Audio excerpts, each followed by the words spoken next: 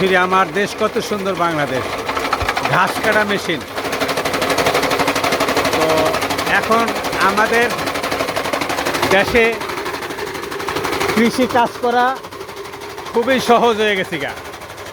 তো কৃষি কাজ করা সহজ। আগে আমরা ছোট সময় দেখছি বাপদাদার আমলে লাঙ্গল দিয়ে হাল চাষ করা। তারপরে এই যে এখন ভুট্টা, এগুলি তো আমরা জ্বালানি কাঠ হিসেবে ব্যবহার করতো আগে, কিন্তু এখন জ্বালানি হিসেবে ব্যবহার করে না। এখন গরুর 1 নম্বর খানা খাদ্য হয়ে গেছে গা।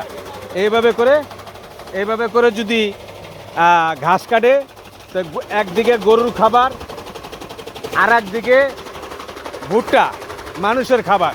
অর্থাৎ মানুষের খাবার প্লাস গরুর খাবার, এই দুইটা একসাথে আমরা পাচ্ছি।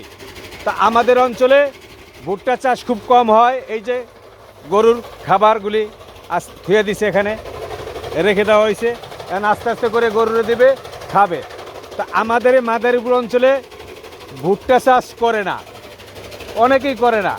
কিন্তু এবছর কেন ভুট্টা চাষ করলো, তা আমি জানি না। শুধু একজনই চাষ করছে, আমাদের এই আত্মীয় স্বজন, আমাদের এই রক্তের লোক। এখন এই ভুট্টা আমি বললাম যে এইগুলো কি দিয়ে কাটছো? কয় মেশিন দিয়ে। আমি মেশিন কোথায়? কয় এই যে মেশিন।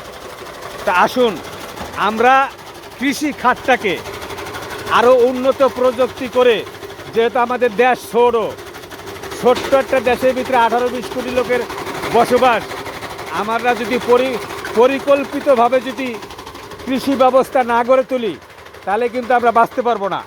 তা আসুন আমরা বেশি বেশি করে গাছ লাগাই, দেশ বাঁচাই। যে যেখানে থাকবেন ভালো থাকবেন, এবং অবশ্যই আপনার প্রতিবেশীকে ভালো রাখবেন। ভালো থাকবেন, ভালো রাখবেন।